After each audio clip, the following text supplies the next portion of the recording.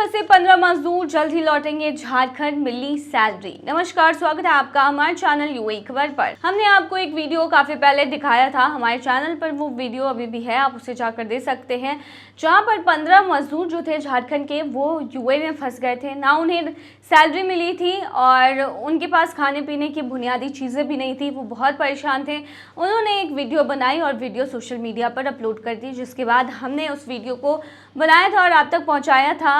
और इसी वजह से अब वो जो मजदूर हैं वो वापस अपने घर लौटने में सक्षम हो रहे हैं। बता दें कि दुबई में कथित तौर पर वेतन न मिलने की वजह से आर्थिक संकट का सामना कर रहे झारखंड के 15 प्रवासी मजदूरों को जल्द ही राहत मिलने वाली है। गिरिडीह, हजारीबाग और धनबाद जिलों से ताल्लुक रखने वाले इन मजदूरों ने बीते दिनों वीडियो संदेश यानी वीडियो मैसेज के जरिए झारखंड सरकार से अपनी घर की वापसी और बकाया वेतन के भुगतान की गुहार लगाई थी। वीडियो में मजदूरों ने बताया था कि उन्हें पिछले 3 महीनों से वेतन नहीं मिला है और हालात इतने बिगड़ गए हैं कि उनके पास रहने की कोई जगह नहीं है और पानी की आपूर्ति तक को जहां वो रह रहे थे उसे रोक दी गई है। मजदूरों ने कहा था कि कंपनी उनकी कोई आर्थिक मदद नहीं कर रही और वो बेहद मुश्किल हालात में फंसे हुए हैं। वीडियो सामने आने के बाद झारखंड के मुख्यमंत्री हेमंत सोरेन ने तुरंत मामले को गंभीरता से लेते हुए श्रम विभाग और राज्य प्रवासी नियंत्रण कक्ष को आवश्यक कार्रवाई के निर्देश दिए। मुख्यमंत्री के निर्देशों के तहत राज्य प्रवासी नियंत्रण कक्ष ने विदेश मंत्रालय और अबू धाबी स्थित भारतीय दूतावास से संपर्क साधा और तत्काल सहायता की मांग की। भारतीय दूतावास की मदद से मजदूरों के लिए दुबई में भोजन, पानी और अन्य जरूरी राहत सामग्री की व्यवस्था की गई। इसके साथ ही कंपनी पर दबाव बनाकर अप्रैल महीने के वेतन के रूप में कुल 5.55 लाख का भुगतान भी करवाया गया। अधिकारियों ने बताया है कि भारतीय दूतावास और राज्य प्रवासी नियंत्रण कक्ष की सतत निगरानी के चलते कंपनी के प्रतिनिधियों ने यह भरोसा भी दिलाया है कि बाकी 2 महीनों का बकाया वेतन भी जल्द ही मजदूरों को दे दिया जाएगा और उनकी सुरक्षित वापसी की पूरी व्यवस्था की जाएगी। राज्य सरकार ने स्पष्ट किया है कि जब तक सभी मजदूर सुरक्षित तरीके से अपने घर नहीं लौट जाते तब तक यह निगरानी और सहायता अभियान लगातार जारी रहेगा। तो अगर आप भी यूएई जाते हैं तो सबसे पहले तो ये कोशिश करें कि आप एक ऑथराइज्ड कंपनी में ही काम करने के लिए जाएं और जब भी आपके साथ कुछ ऐसा हो तो आप भी सोशल मीडिया का सहारा ले सकते हैं या फिर आप वहां पर जो इंडियन एम्बेसी है उसके पास भी जा सकते हैं और जो आपका स्थानीय सरकार है जहां से आप गए हैं वहां से भी मदद के लिए अपील कर सकते हैं, आपको हेल्प ज़रूर मिलेगी।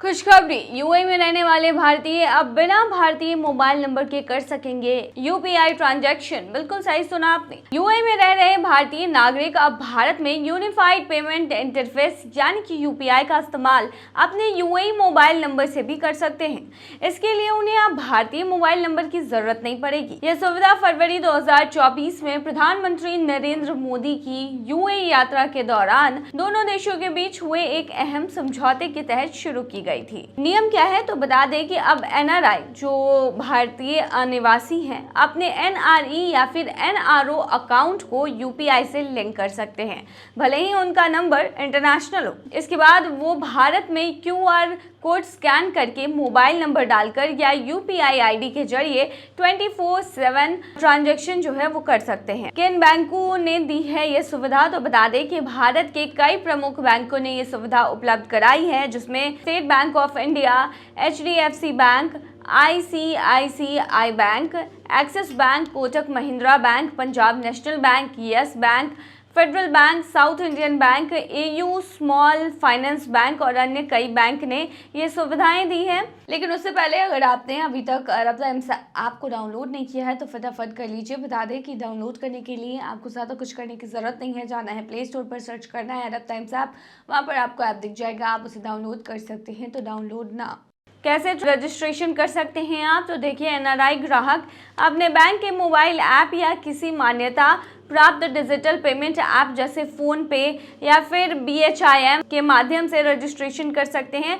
इसके लिए आपको ये सुनिश्चित करना ज़रूरी है कि UAE mobile number bank account से जुड़ा हो, बैंक खाता KYC के तहत पूरी तरह से वेरीफाइड हो। यूपीआई की ट्रांजैक्शन जो है वो लिमिट जो है वो अधिकतर बैंकों में यूपीआई से 1 लाख प्रतिदिन की ट्रांजैक्शन लिमिट निर्धारित की गई है। हालांकि कुछ विशेष कैटेगरी में ये सीमा बढ़ाई भी जा सकती है। क्या कर सकते हैं एनआरआई यूजर्स, तो देखिए एचडीएफसी और आईसीआईसीआई बैंक के अनुसार एनआरआई यूजर्स भारत में utility bill, school fees, medical खर्च जैसे चीजों का भुगतान कर सकते हैं। इसके अलावा NRE bank account holders UAE जैसे समर्थित देशों में इंटरनेशनल मर्चेंट्स को भी पेमेंट कर सकते हैं। यह नई सुविधा उन लाखों अनिवासी भारतीयों के लिए राहत लेकर आई है जो भारत में अपने परिवार या अन्य ज़रूरतों के लिए नियमित रूप से पैसा भेजते हैं। अब बिना भारतीय सिम के भी यूपीआई ट्रांजैक्शन संभव है, वो भी पूरी सुरक्षा और आसान प्रोसेस के साथ। तो बहुत ही अच्छी खबर है उन लोगों के लिए जो कि एक एनआरआई है और फिर भी उन्हें इंडिया में पेमेंट करना है या फिर कहीं भी यूपीआई से पेमेंट करना है।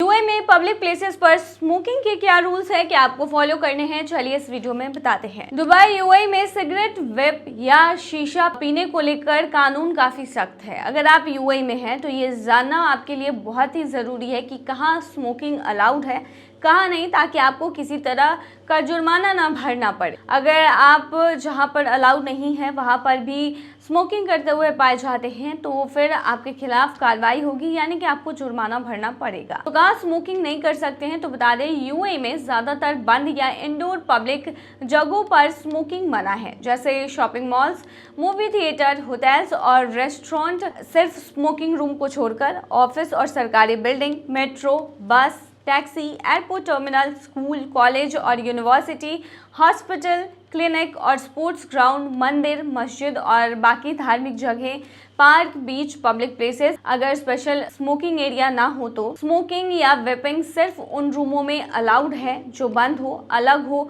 और सही वेंटिलेशन वाले हो और जिनके पास लाइसेंस हो। इसके अलावा जो मैंने सारी जगह बताई हैं आप वहाँ पर स्मोक नहीं कर सकते। बच्चों के आसपास स्मोकिंग पर सख्त पाबंदी है। बता दें अगर गाड़ी में 12 साल से छोटा बच्चा है तो उसमें स्मोकिंग करना पूरी तरह से बैन है। ऐसा करने पर 5000 दिरहम तक का जुर्माना लग सकता है। 18 साल से कम उम्र के किसी को भी तंबाकू प्रोडक्ट्स बेचना मना है। ऐसा करने पर दुकानदार को 3 महीने जेल या 15,000 दिरहम से ज़्यादा का जुर्माना भी लग सकता है। अगर बच्चा खतरे में पड़ता है तो फाइन 1 दिरहम मिलियन तक जा सकता है। शीशा कैफ़े के भी नियम हैं। बता दें शीशा कैफ़े स्कूल, मस्जिद या घरों के 150 मीटर के अंदर नहीं खुल सकते हैं जब तक उनके पास खास परमिशन ना हो। दुबई में पार्क, बीच और ओपन प्लेसेस पर शीशा पीना बैन है। प्रेग्नेंट महिलाएं शीशा कैफे में नहीं जा सकती हैं, चाहे वो स्मोक करे या ना करे। शारजाह में तो शीशा और स्मोकिंग दोनों ही पूरी तरह से बैन है।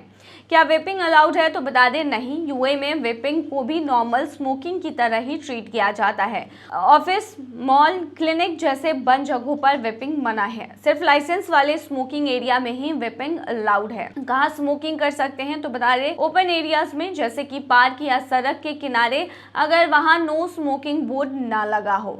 लाइसेंस वाले स्मोकिंग रूम की बात करें तो मॉल्स, एयरपोर्ट जैसे जगहों पर कुछ इंडोर स्मोकिंग रूम्स होते हैं। लाइसेंस शीशा कैफे होते हैं जो सभी रूल्स को फॉलो करते हों और दूर दूर के इलाकों में बने हों।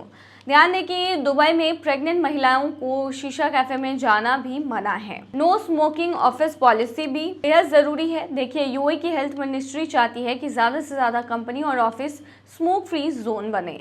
ऑफिस की बिल्डिंग, पार्किंग, गाड़ी सब जगह स्मोकिंग बैन हो सकता है। अगर कोई एम्प्लॉय इस रूल को तोड़ता है तो उसके खिलाफ एक्शन लिया जाता है। यूएई का तंबाकू कंट्रोल कानून क्या कहता है, तो बता दें फेडरल लॉ नंबर 15 2009 और विडेमा लॉ 2016 के मुताबिक बंद जगहों में स्मोकिंग मना है। 18 साल से छोटे को सिगरेट बेचना मना है। बच्चों के सामने स्मोकिंग मना है। पूजा स्थल, हॉस्पिटल, स्कूल में स्मोकिंग मना है। तंबाकू वाले चॉकलेट्स, कैंडी या वेंडिंग मशीन से तंबाकू बेचना मना है। तंबाकू के ऐड पर भी रोक है।